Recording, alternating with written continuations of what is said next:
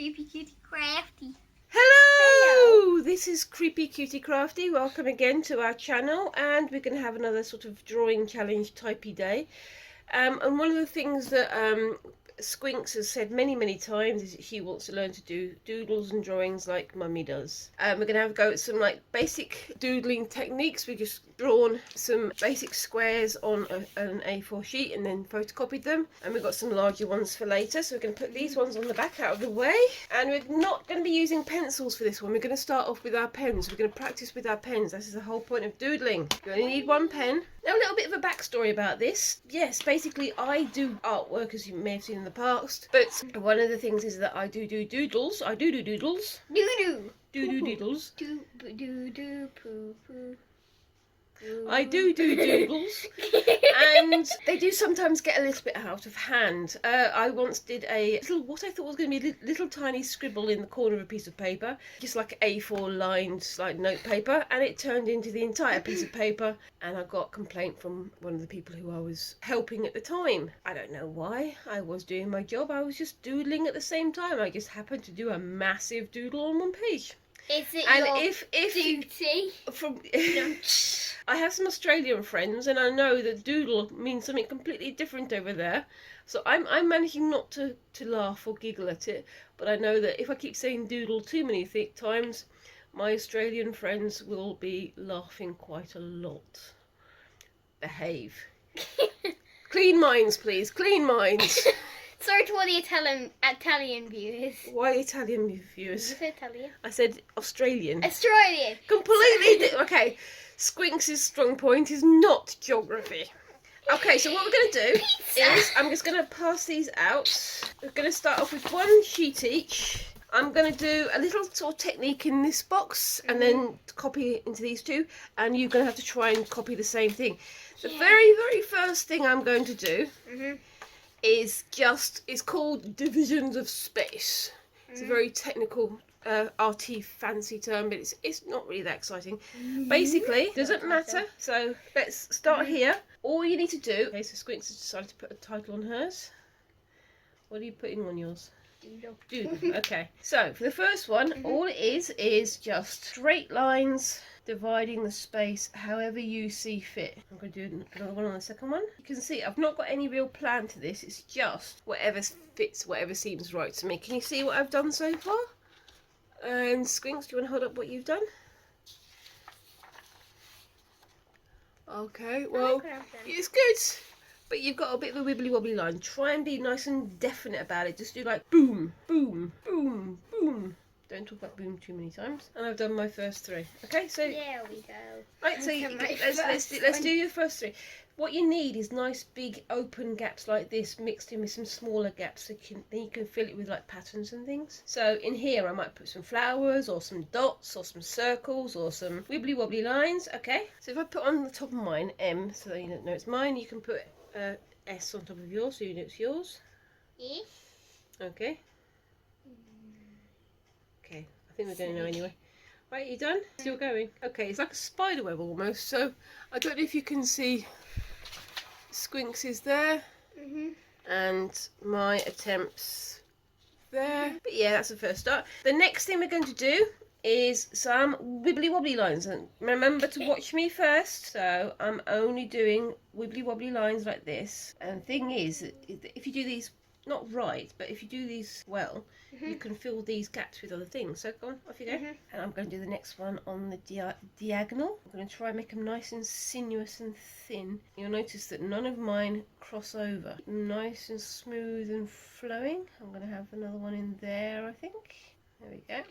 And for the final one, I'm just going to do all on the bias. So the nice long flowing forms like that. Nothing too exact, but keep them nice and spaced.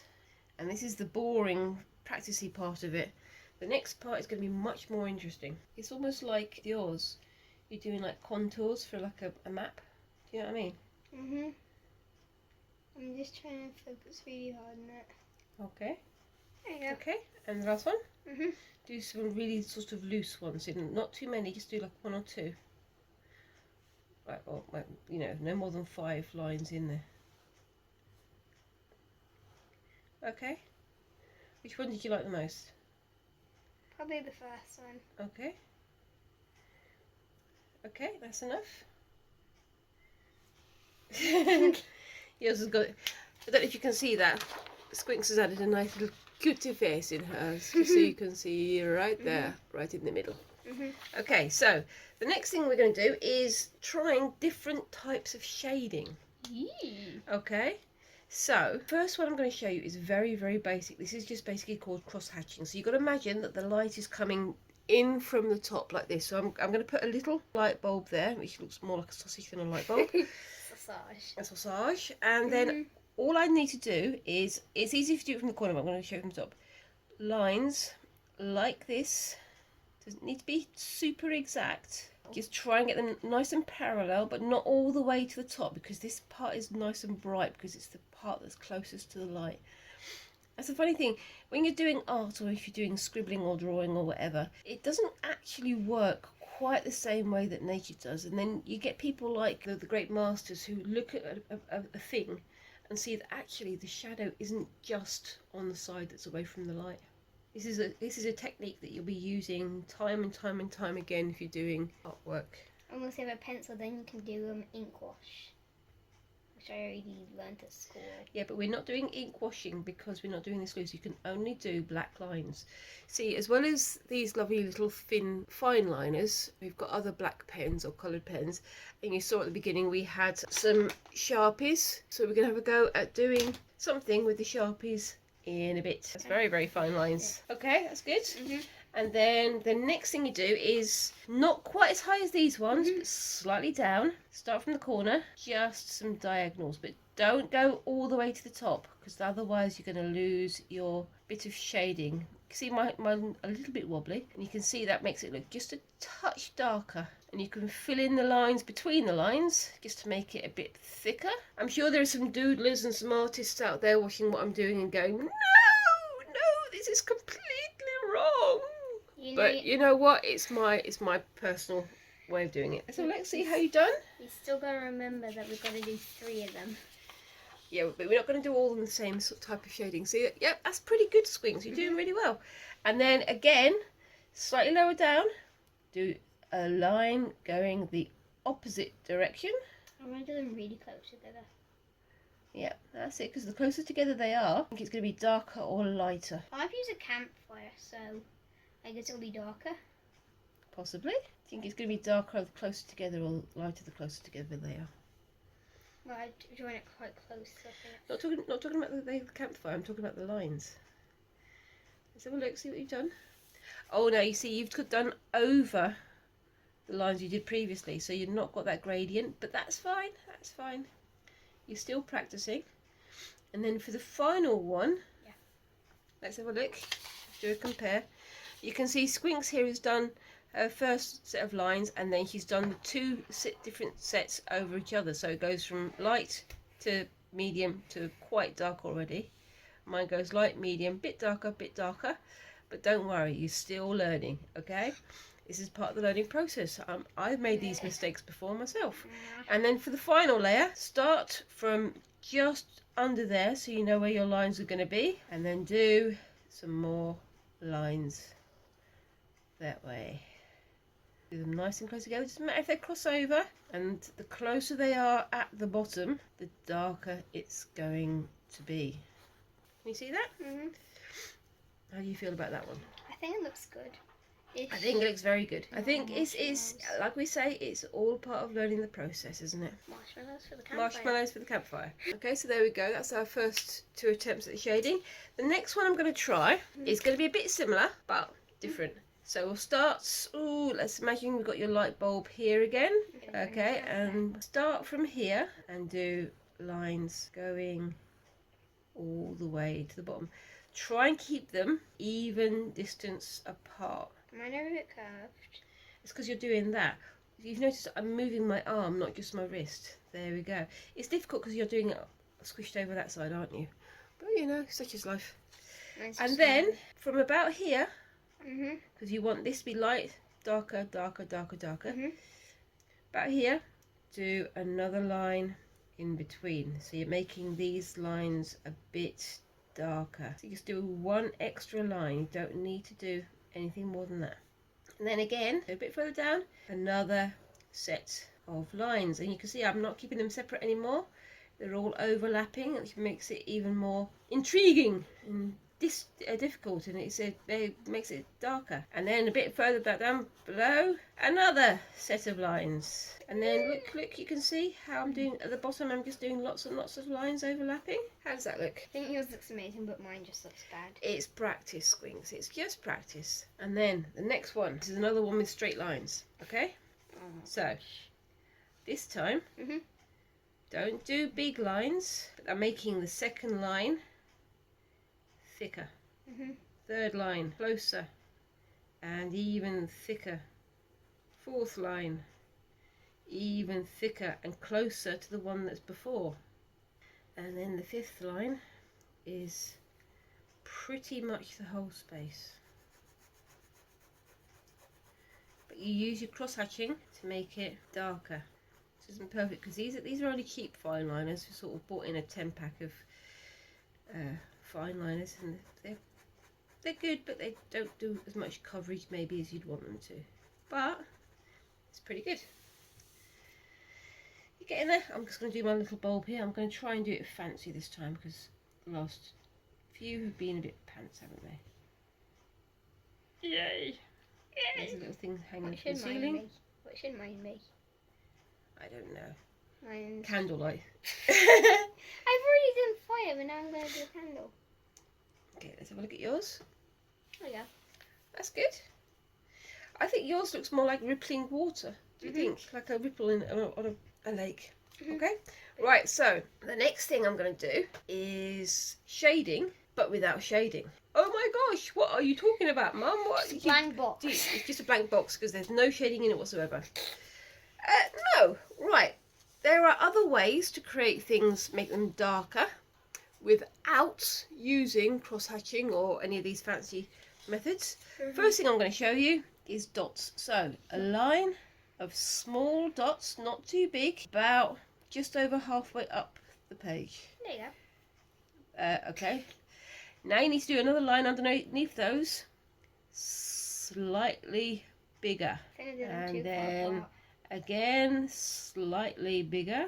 Yep, and we're going to go to a big huge dot right at the bottom and see how that works. You can see I've already started to go out of order with mine. I'm out of order, mate. You have to be careful not to do too much sort of colouring and scratching with these ink pens, because otherwise they're going to go through the paper, aren't they? And of course, the lower down you do, the darker you do them as well, and the closer together they get as well.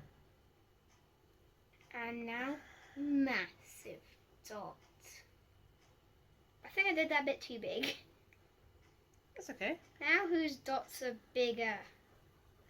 I don't know, what do you think? Mine.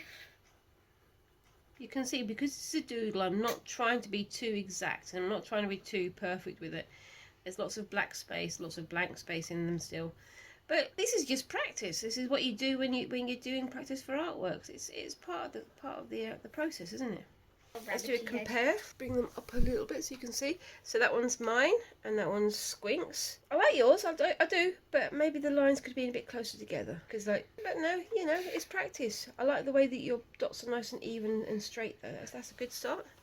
Okay, so instead of dots, what do you think we could do on the next one? Squares.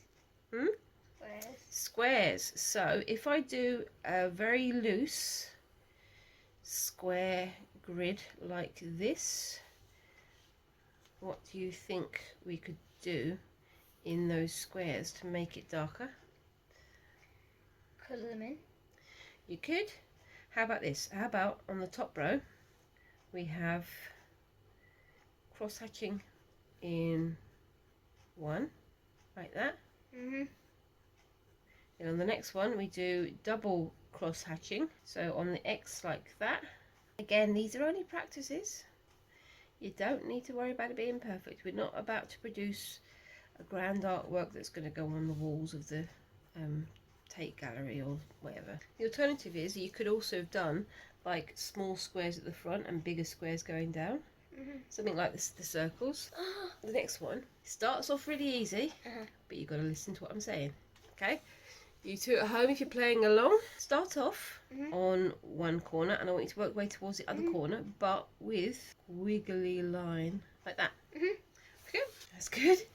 Now, the lines on this side are the lighter areas, so the lines on this side are in the darker areas.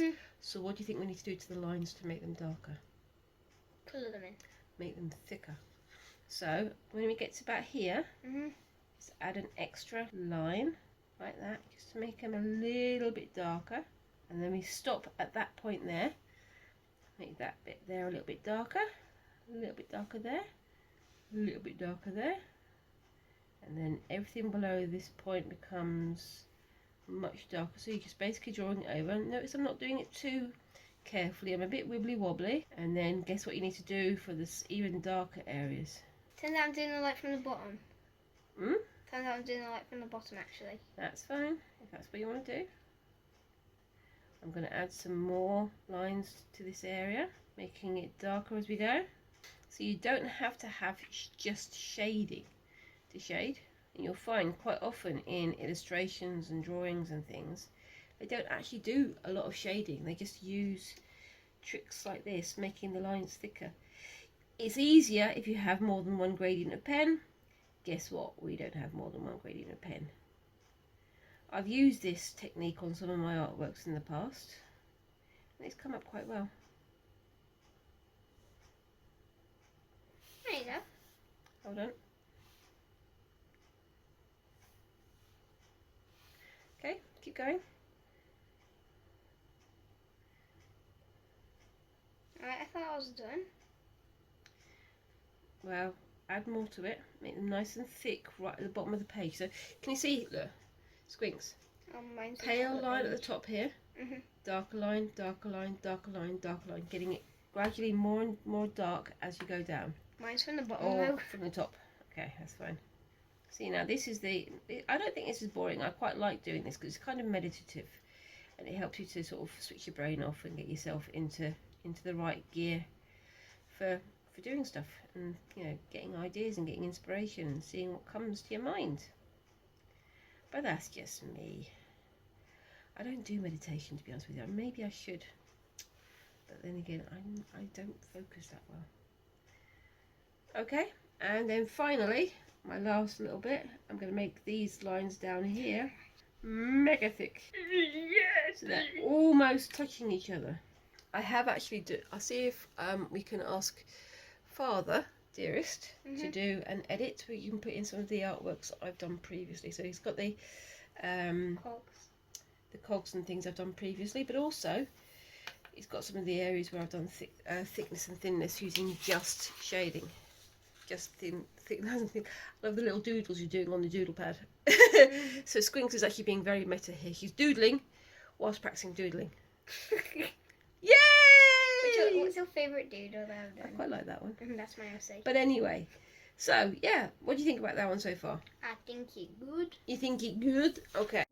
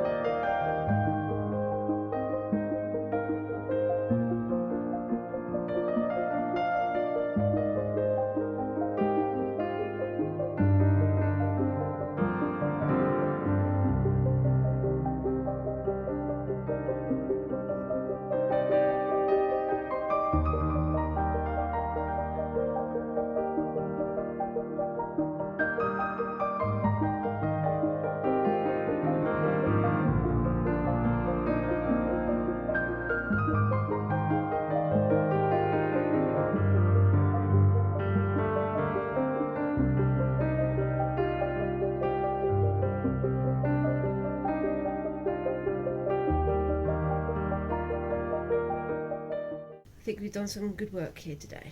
Just let us know which one you preferred. We've got no names, so you're going to have to try and think of a good description for them. So we've got big squares and squigglies and blah, blah, blah.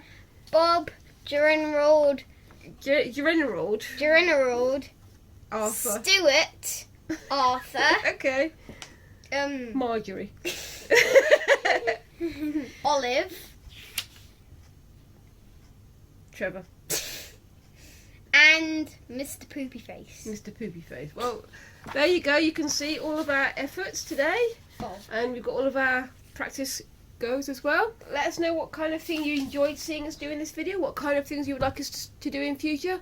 Let us be part of the YouTube creative community and get in touch and keep in contact, and we'll enjoy chatting with you soon. And we'll see you in the next video. Bye bye!